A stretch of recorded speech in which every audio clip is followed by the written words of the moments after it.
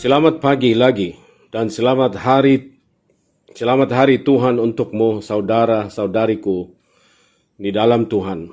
Hari ini kita akan melihat Lukas pasal 8 ayat 1 sampai 15. Keseluruhan bab ini cukup panjang, karenanya kami hanya akan membahas ayat 1 sampai 15. Saya memberi judul pesan ini sebagai penabur, benih, dan tanah. Saat kita mulai, izin saya membacakan Lukas pasal 8 ayat 1 sampai 15 untuk Anda. Firman Tuhan berbunyi, ayat 1, tidak lama sesudah itu, Yesus berkeliling dari kota ke kota, dan dari desa ke desa, memberitakan Injil Kerajaan Allah. Ke-12 muridnya bersama-sama dengan dia. Ayat 2, dan juga beberapa orang perempuan yang telah disembuhkan dari roh jahat atau berbagai penyakit, yaitu Maria yang disebut Magdalena, yang telah dibebaskan dari 7 roh jahat, Yohana istri Kusa, bendahara Herodes, Susana, dan banyak perempuan lain. Perempuan ini melayani rombongan itu dengan kekayaan mereka. Ketika orang banyak berbundung-bundung datang, yaitu orang-orang yang dari kota ke kota, menggabungkan diri pada Yesus, berkatalah ia dalam suatu perumpamaan. Ayat 5, adalah seorang penabur keluar untuk menaburkan bininya. Pada waktu ia menabur, sebagian benih itu jatuh di pinggir jalan, lalu diinjak orang dan burung di udara, makannya sampai habis. Ayat 6, sebagian jatuh di tanah yang berbatu-batu, dan setelah tumbuh ia menjadi kering karena tidak mendapat air. Sebagian lagi jatuh di tengah semak duri, dan semak itu tumbuh bersama-sama dan menghempitnya sampai mati. Dan sebagian jatuh di tanah yang baik, dan setelah tumbuh berbuah 100 kali lipat. Setelah berkata demikian, Yesus berseru, siapa mempunyai telinga untuk mendengar, hendaklah ia mendengar. Murid-muridnya bertanya kepadanya, apa maksud perumpamaan itu? Lalu ia menjawab, kepadamu diberi karunia untuk mengetahui rahasia kerajaan Allah. Tetapi kepada orang-orang lain hal itu diberitakan dalam perumpamaan, supaya sekalipun memandang, mereka tidak melihat, dan sekalipun mendengar, mereka tidak mengerti. Inilah arti perumpamaan itu. Bini itu ialah firman Allah. Yang jatuh di pinggir jalan itu ialah orang yang telah mendengarnya. Kemudian datanglah iblis, lalu mengambil firman itu dari dalam hati mereka, supaya mereka jangan percaya dan diselamatkan. Yang jatuh di tanah yang berbatu-batu itu ialah orang yang setelah mendengar firman itu, menerimanya dengan gembira, tetapi mereka itu tidak berakar. Mereka percaya sebentar saja, dan dalam masa pencobaan mereka murtad. Yang jatuh dalam semak dari ialah orang yang telah mendengar firman itu, dan dalam pertumbuhan selanjutnya mereka terhimpit oleh kekhawatiran dan kekayaan dan kenikmatan hidup, sehingga mereka tidak menghasilkan buah yang matang. Ayat 15, yang jatuh di tanah yang baik itu ialah orang yang setelah mendengar firman itu, menyimpannya dalam hati yang baik dan mengeluarkan buah dalam ketukanan. Semoga Tuhan memberkati pembacaan firman-Nya. Marilah kita menyerahkan diri kita kepada Tuhan dalam doa. Ayah Bapa di surga, terima kasih telah memberikan hidup yang kekal melalui Tuhan Yesus Kristus. dan melalui kematiannya di kayu salib yang membayar hukuman dosa-dosa saya di hadapan Anda. Jika bukan karena kasih karunia Anda, kami tidak akan pernah bisa memahami pesan Injil yang luar biasa ini. Saat kami mencurahkan waktu pagi ini, kami ingin meminta Anda untuk membantu kami memahami kata-kata Anda secara menyeluruh sehingga kami akan menerapkannya dalam kehidupan kami saat kami berhenti dari pertemuan ini. Bantu kami untuk mencintai dan mengungkapkan cinta yang sama kepada saudara-saudari kami dan bahkan kepada orang-orang yang tidak menyukai kami karena kami adalah pengikut Anda. Karena kami mendoakan ini dalam nama Tuhan Yesus Kristus. Amin.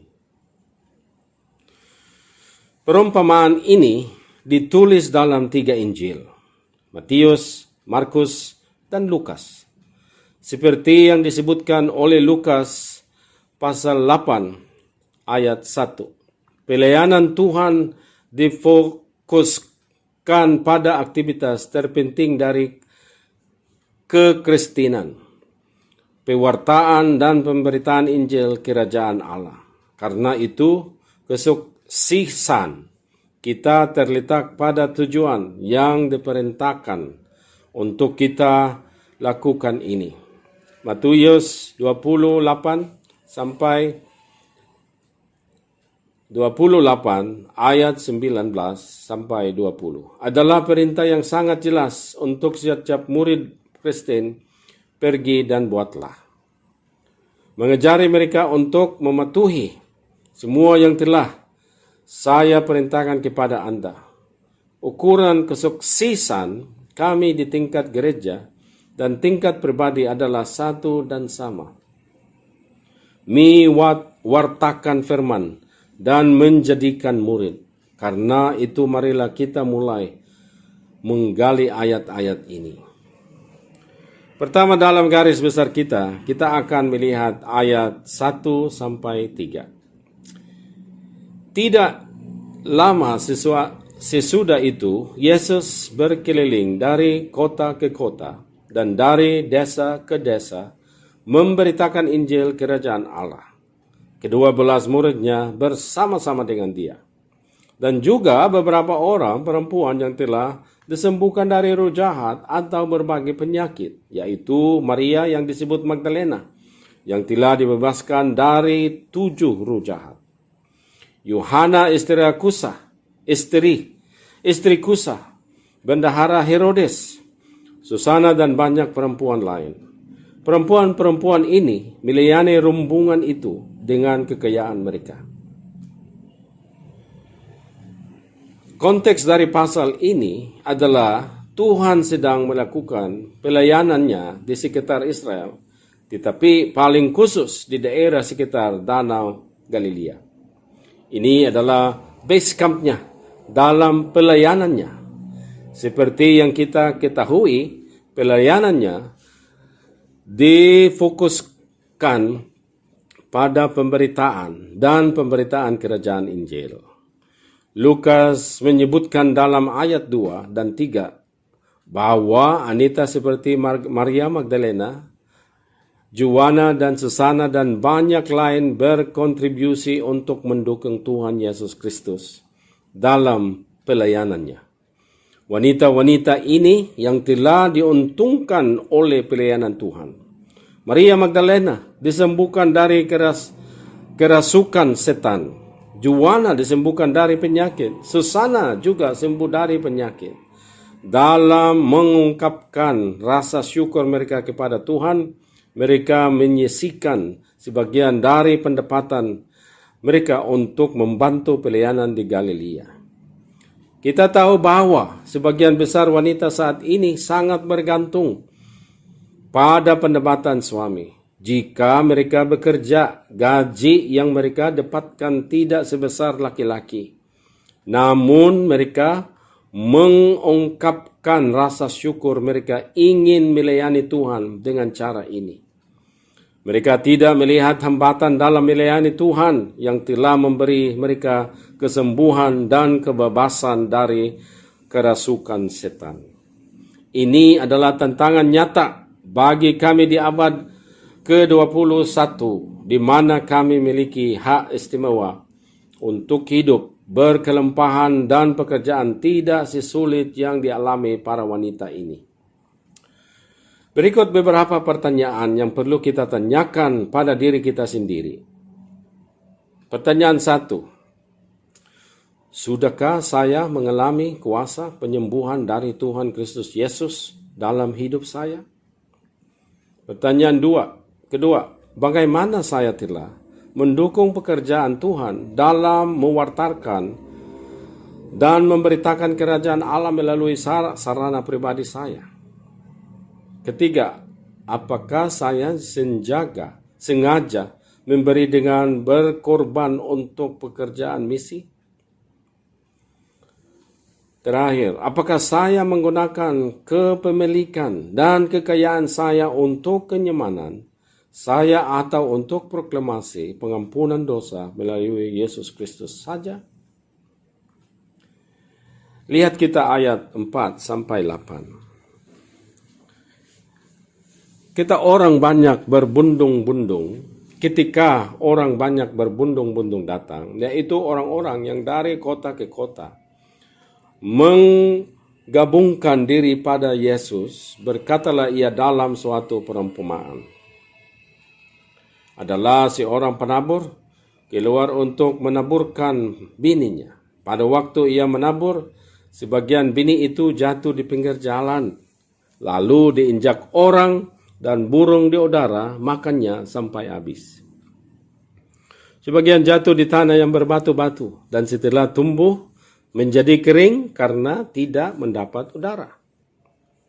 Sebagian lagi jatuh di tengah semak duri dan semak itu tumbuh bersama-sama dan menghempitnya sampai mati.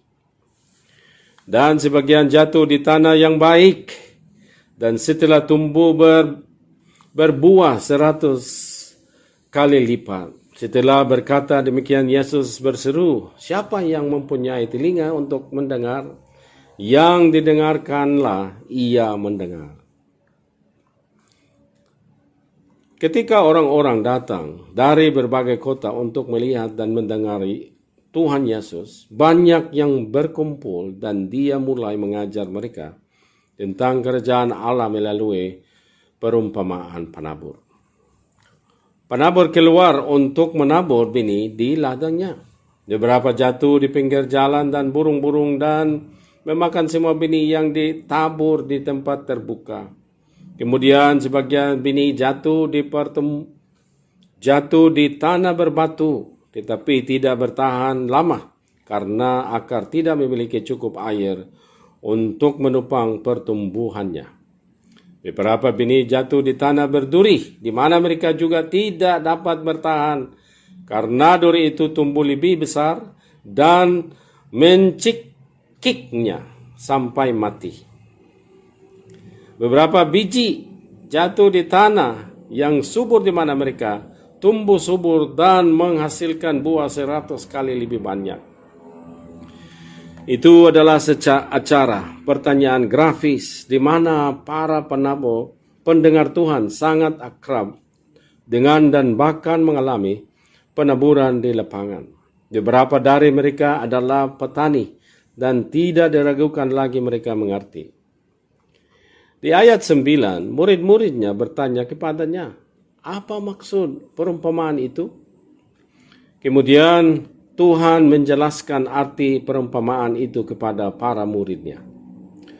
Ayat 10. Lalu ia menjawab, kepadamu diberitahu untuk mengetahui rahasia kerajaan Allah. Tetapi kepada orang-orang lain, hal itu diberitakan dalam perumpamaan, meskipun memandang mereka tidak melihat, dan sekalipun mendengar mereka tidak mengerti. Jadi ministeri kerajaan Tuhan tidak diungkapkan kepada semua orang. Tuhan menggunakan perumpamaan sehingga mereka yang mau mendengar tetapi tidak memiliki niat untuk mengetahui kebenaran tidak akan dapat melihat dan memahami kebenaran. Perumpamaan selalu dikaitkan dengan penilaian. Dalam Matius 13, karena kekerasan hati para pemimpin agama dan pengikut mereka, Tuhan mulai menggunakan perumpamaan untuk menyembunyikan kebenaran dari mereka. Itu adalah hukuman bagi mereka agar mereka tidak memahami kebenaran dan diselamatkan. Tetapi bagi mereka yang sangat tertarik untuk mengetahui kebenaran, Tuhan akan menjelaskan kepada mereka artinya sehingga mereka akan mengerti dan percaya. Ayat 5, para penabur. Dalam semua catatan Injil, Matius, Markus, dan Lukas, Tuhan tidak secara spesifik mengatakan siapa penabur itu. Kita dapat dengan aman berasumsi bahwa penabur adalah setiap orang yang akan menabur benih dalam penginjilan dan pemuridan. Ini sangat penting untuk menghubungkan dengan amanat agung yang diberikan kepada kita dalam Matius 28. Banyak yang akan setuju bahwa perintah itu tidak hanya diberikan kepada para rasul dan murid-murid yang hadir pada saat ini. Jika demikian, maka semua upaya untuk memuridkan akan terhenti pada saat saksi terakhir dari peristiwa itu dalam Matius 28 meninggal. Jelas, bukan itu masalahnya. Jika tidak, kami akan menghentikan semua upaya misionaris yang kami lakukan.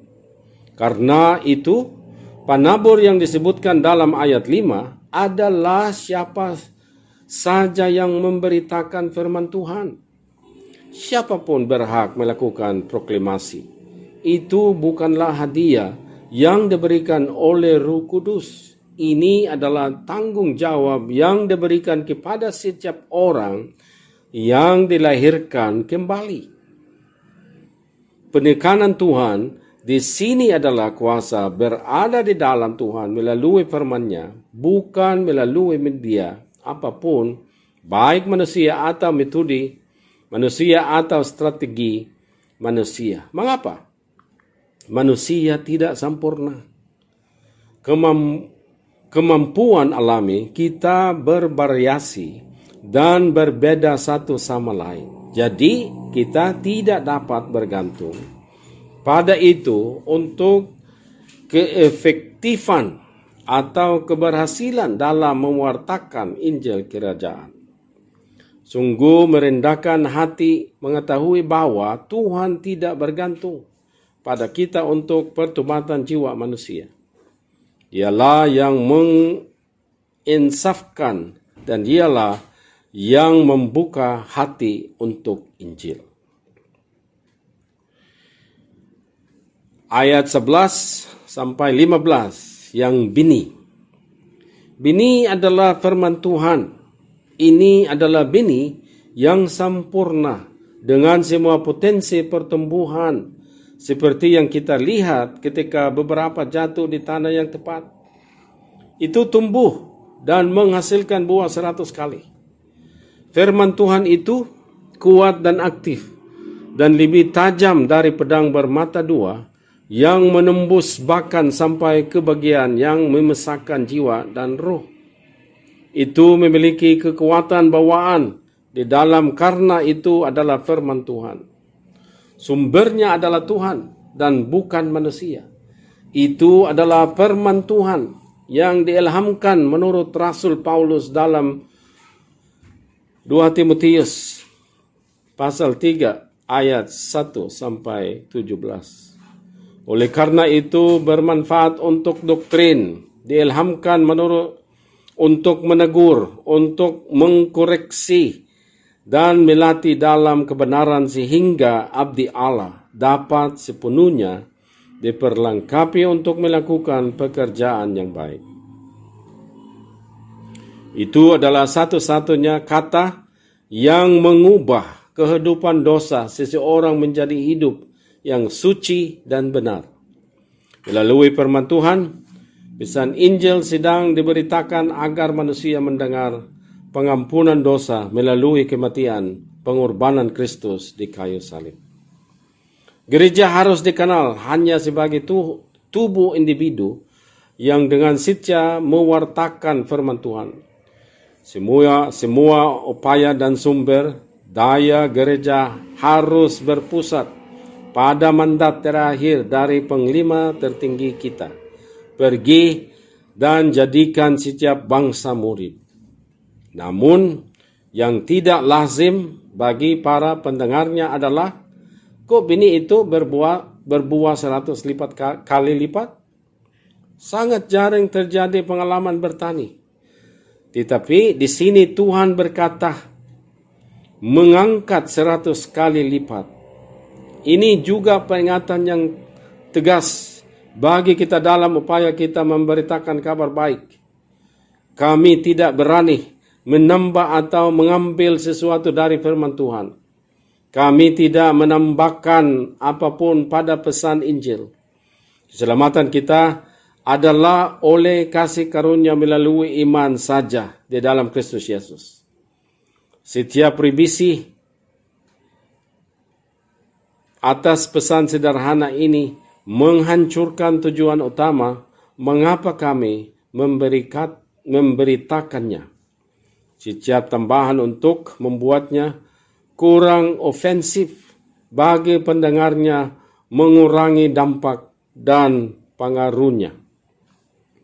Kata atau benih itu sempurna. Tidak ada yang salah dengan itu. Tidak perlu perbaikan. Bisa berdiri sendiri. Itu kuat karena itu dari Allah. Tuhan adalah sumbernya. Itu adalah pedang Roh Kudus. Dari Efesus pasal 6 ayat 17. Ayat 15 sampai ayat 11 sampai 15.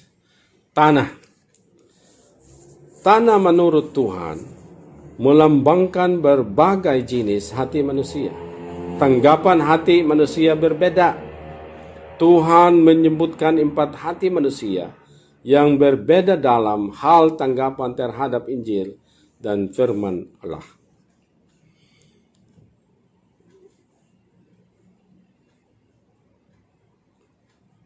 Di samping jalan.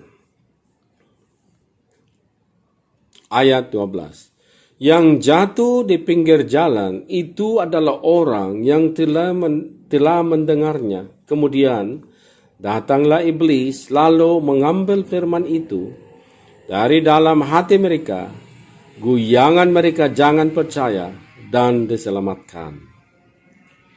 Inilah hati seperti jalan beraspal.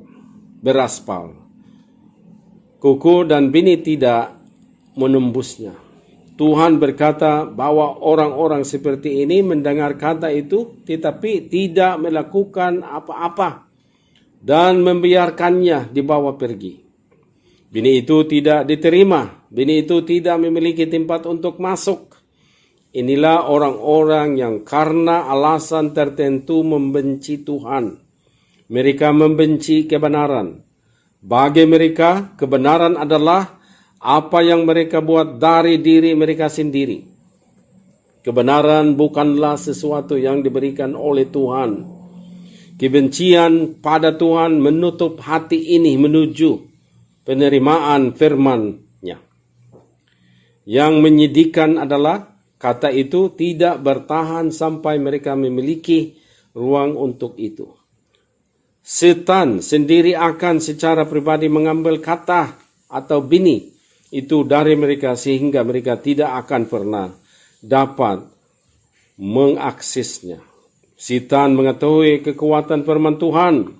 Jika orang tidak memperhatikannya, dia tidak akan mengambil risiko tetapi mengambilnya dari mereka sehingga mereka tidak percaya dan diselamatkan. Jika hati orang tidak tertarik mendengarkan firman, setan lebih tertarik daripada mereka.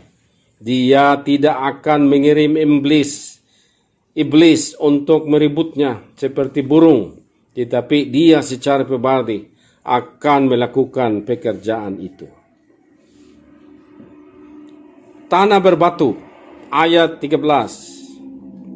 Yang jatuh di tanah yang berbatu-batu itu adalah orang yang setelah mendengar firman itu menerimanya dengan gembira, tetapi mereka tidak berakar. Mereka percaya sebentar saja, dan dalam masa pencobaan mereka murtad. Sebagainya disebutkan dalam ayat 13, beberapa biji jatuh di tanah berduri. Ini adalah orang yang mendengar firman Tuhan, menerima firman Tuhan dengan sukacita. Mereka percaya untuk sementara waktu, tetapi ketika pencobaan datang mereka murtad. Mereka jatuh karena belum berakar ke tanah. 3 hal yang harus diperhatikan di sini dalam jenis orang yang memiliki hati seperti ini terhadap firman Tuhan. Tuhan berkata mereka percaya apa yang didengar dan bahkan bersukacita ketika mereka melakukannya. Tetapi karena akarnya dangkal karena batunya, mereka tidak benar-benar didirikan di tanah. Ketika pencobaan datang untuk melakukan dosa, mereka menyerah dengan mudah.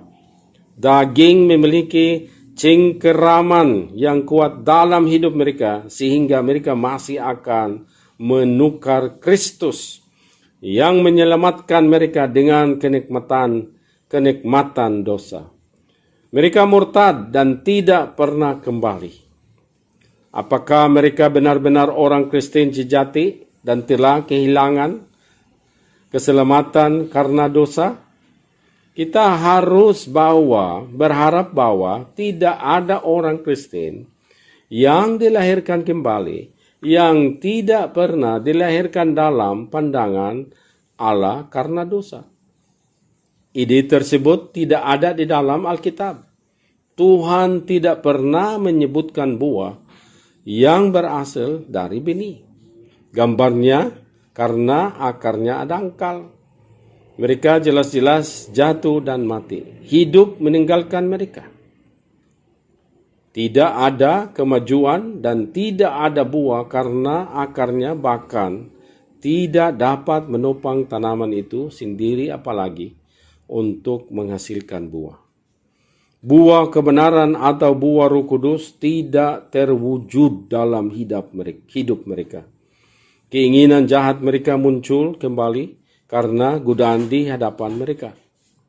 Tidak disebutkan keinginan untuk mengatakan tidak pada dosa. Tidak ada perjuangan yang disebutkan. Oleh karena itu, tidak ada kehidupan spiritual yang nyata untuk orang-orang semacam ini.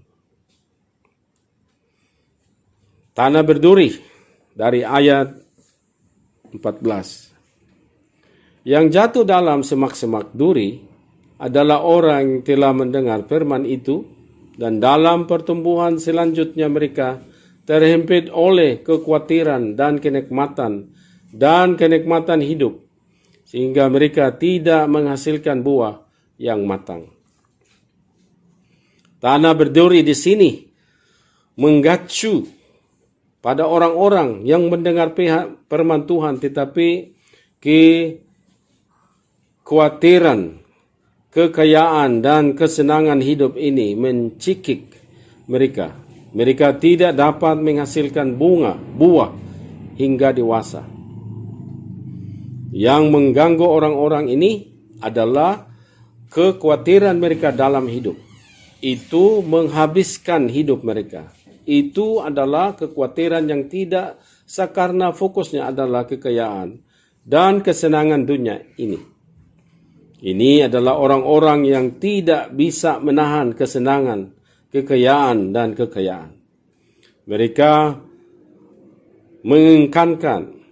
menginginkan kedua sisi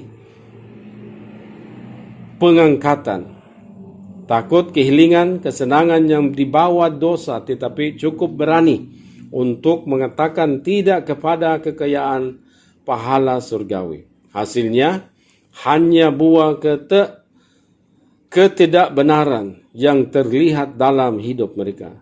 Tidak ada kebenaran buah yang terlihat. Yang tanah baik dari ayat 15. Yang jatuh di tanah yang baik itu adalah orang yang setelah mendengar firman itu, dilakukan dalam hati yang baik dan mengeluarkan buah dalam ketekunan. Di antara 4 jenis tanah atau hati, Tuhan menyebutnya sebagai tanah yang baik. Hati ini mendengar firman, menerimanya, memegangnya dengan kuat dan menghasilkan buah yang menyenangkan Tuhan. Sangat menarik untuk dicatat bahwa tidak disebutkan adanya godaan atau pencobaan.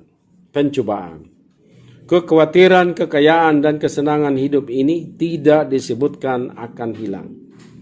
Saya percaya semua hal yang menyebabkan jatuhnya tanah berbatu dan berduri masih menimbulkan ancaman yang sah, tetapi karena orang-orang tanah yang baik memiliki pegangan yang kuat tentang kata tersebut.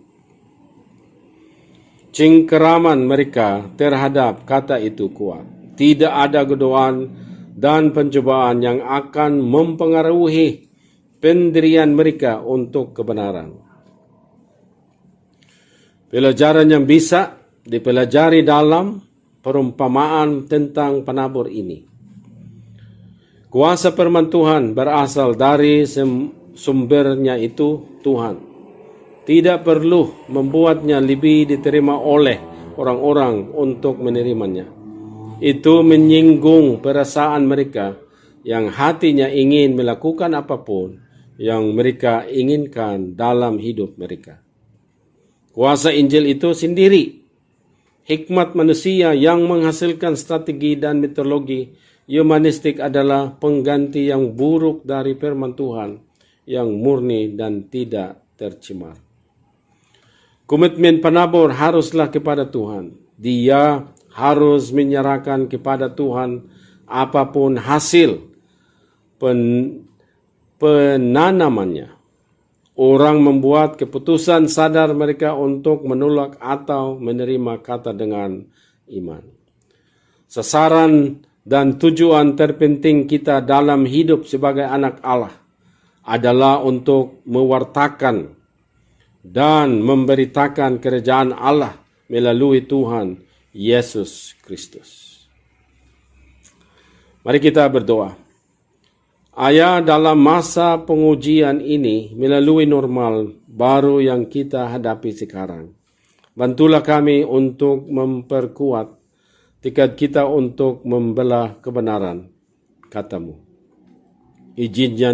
Izinkan kami juga untuk sengaja menabur sehingga lebih banyak jiwa yang akan mengenal Putra Anda, Yesus Kristus, sebagai Tuhan dan Juru Selamat pribadi mereka.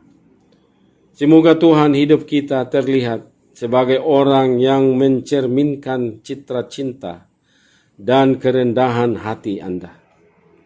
Dalam nama Kristus Yesus yang paling berharga, kami berdoa. Amin.